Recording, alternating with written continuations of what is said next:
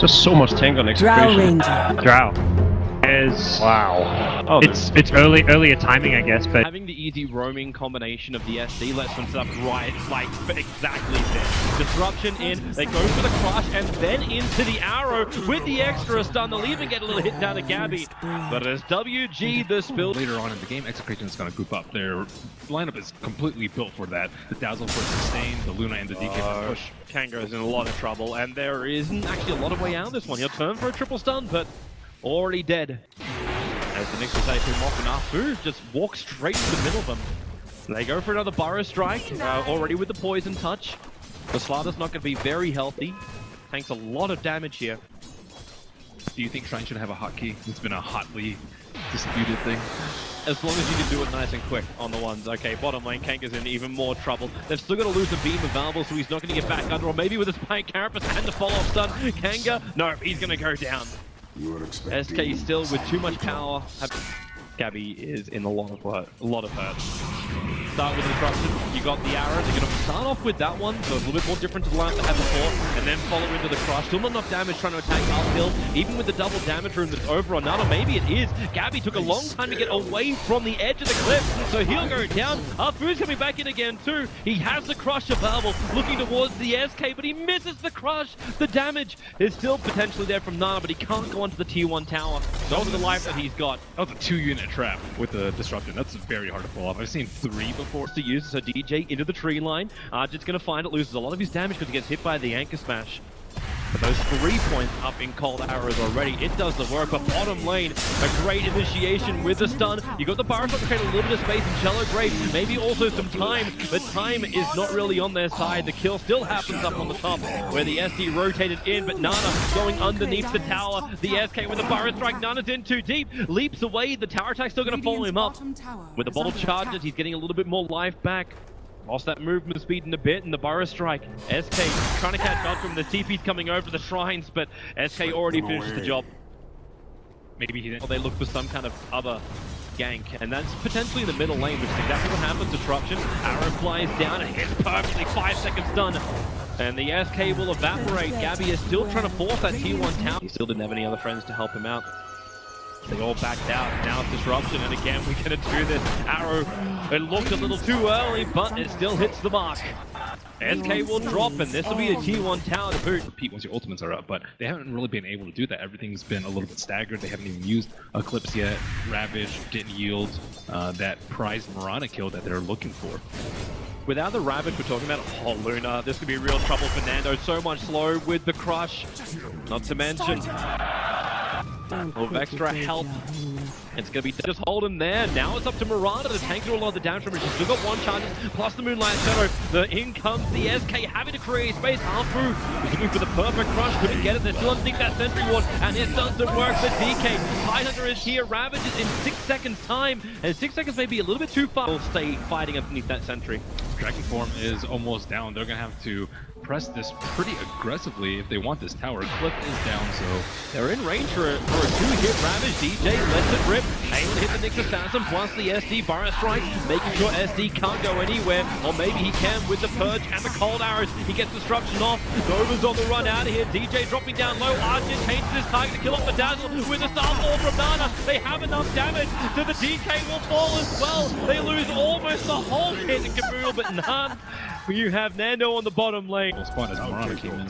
Bottom lane. I don't think Nando even realized it was coming his way. Kangaroo, does he try and go for the hit? You've got Slana coming in. He'll actually get the Vendetta. Hit the crunch out of position. This will allow for the Eclipse to hit. Almost the Eclipse killing him. There's a Shallow Grave to protect the Luna, to follow into that Lucent beam. So they already picked up the Nyx Assassin. Spark, the PAs, things like that. The clock works. So it was her escape. Easy road shot for WG. They'll put the Aegis Immortal into the Droid Ranger. They get close enough to the SD. Now Moonlight Shadow triggers for WG. They realize what's up. A quick sentry ward. Archie walking in range. He's going to get cushed up. But he's already over the title. If he can keep that silence on DJ. DJ will get the Ravage off. It's quite deep. And Gabby going to work with the freeze fire at the epicenter. The damage is huge. Turn on the Eclipse as well. A 2-for-1 trade off. Archie still keeping that distance thanks to X Nova. They can turn around a little bit. But no, they'll burn the Aegis to the Immortal. They'll come back to life. again in a second, but no real friends around apart from Nana. Nana jumps in for the double starfall. The damage isn't enough. No, 76, 65 life in the tree lines. The arrow even searching for Nando. He's still alive on 29. Sign the TP. It won't be in time. But Gabby struggles his way through. They already found the other kill onto the Dro Ranger, and now it's all up to the death of the Mirana, and they're going to get her. Gabby will survive, and Execration will come out on top of them. And Afu's also coming inside. Oh, okay. Well, he's got that to work with. Into the trees, but he didn't go down far enough, so it is a dead DJ. It's okay, they didn't lose any gold. I was actually waiting for the timing on that. That's what the Dro is meant to achieve. I think denying T2 is not that Gabby. This looks a little bit optimistic. Spy Carapace TP out. SK gets there just in the nick of time with a blink forward. And the kill. Seconds, not that big a deal. Luna won't have Eclipse. Oh, so close. He blinked over the top. The arrow will fly out from the tree line, and now they realize exactly where he is. And this is a very, very dead Mirana. He leaps up, and no! The SK was waiting. The damage was already being done from the good blink crush off, but they realize this with the SD illusions of Dro. Also mopped up most of the creep rangers pushing in, but now this is what we're talking about with the siege. The Luna plays bounce on through, and the Ravage is huge, hitting on 4 with a loser feed. Never made a follow-up. Striker keeps the position a little bit longer, but the Clays are doing so much work, and Arjun can't do any real big level of damage. He did it on the DK, who just armlet toggles it back out. They need to get some extra kills now. Execration are bailing as quickly as they possibly can. The weave will hit on WG, and they just turn on the Eclipse. Afu gets some space, but in comes Nick Assassin, the double stun with the Spike Carapace. They're going to go from all the Burrow Strikers in, and here we go with one-on-one. Maybe Arjun can push the SK. He can with that gust out of the sandstorm. But the Slaughter, blind blink crush, looking for the TPs out. Able to get the haze onto the Dazzle. But more movement. Still 6 seconds until the Hurricane price up cooldown for the range gets range, and it won't matter. The arrow will connect, the Dazzle will fall. The range Rex was removed up on top because they did lose the melee Rex, and they also will get Roshan. Yeah, and that was without the bomb. So I think they're actually in a decent position. That was a great routing by DJ. Like, you wanted it. How does he know all 4 of us are over here? I'm actually wondering too how WG handled the next fight with Nando having a 10-second BKB on that Luna.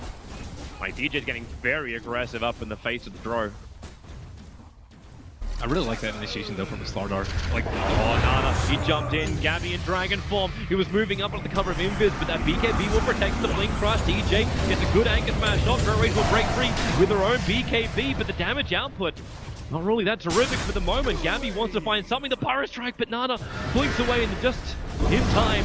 And Slaughter is in more trouble. Stunned up, elusive beam holds him in position. They can move over towards the Dro Ranger. If that stun from the Nyx Assassin doesn't do so much work, not to mention the arrow onto the Dazzle. There's no shallow grave available from him. They're not actually killing him off, so he can grave up, and he does it over on Gabby. They didn't focus down the target. This will give Gabby a little bit more time to be in denial, but it's Archit doing so much work on the Dro Ranger.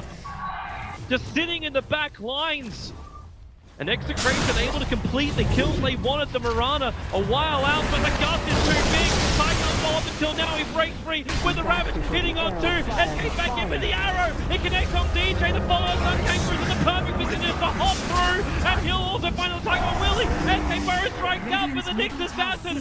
Spike Carapace with another spanner in the works, and W. The Mirana, but then she blinked out and just lured them to that position after the Luna's BKB had already expired. Maybe they thought the Ravage was about to come up, it was really close to being off cooldown, but Mirana just did incredible amounts of damage that fight and kited them to oblivion. And you see just how fast WG can take Gust well off target. The arrow flies forward, a 5-second stun over on DJ. This is the opening that maybe WG wanted. Defensive disruption must come out, but Arjun beating into Nando. Now the Ravage, it comes over. The damage is there, but it's only on the one hero. It's only on the Slaughter, but maybe with the SK reaching the Dro Ranger. She doesn't have a Hurricane Pike up, she'll fall. There's no buyback for either of the heroes. Even Gabby blinked on the hillside.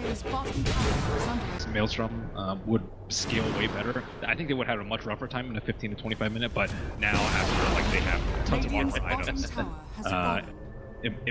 it's really stopped the Tidehunter from getting his jump in every time, but they're looking to do another one. Nana, they trigger off the Liquid Sphere. Jump falling towards the main hood. There goes Ravage on the back line. SE gets hit pretty hard by that one. The BKB allows Nana to jump away with the Moonlight Shadow. Maybe they can get some distance now, WG. They already lost in a Roshan.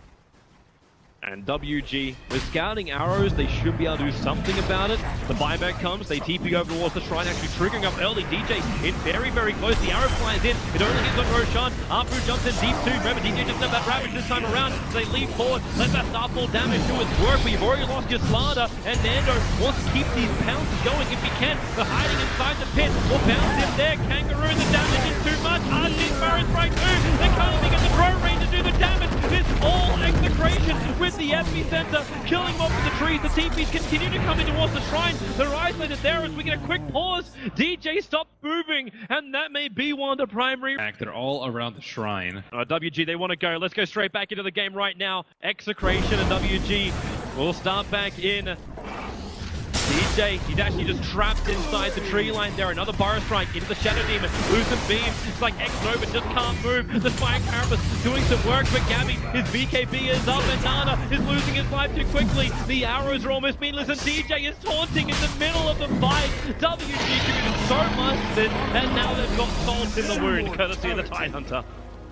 They were having enough damage against the Weave and the AC on the DK. He's sitting at 42 armor and he's almost level 25 now. This may be a nice little one to have. Nick's Assassin using the Spire Carapace to get a nice little stun. Unless the Drow Ranger finish up the job. Some breathing room is all they really get for this, but you can see Execration on the top lane. They're heading for the melee racks.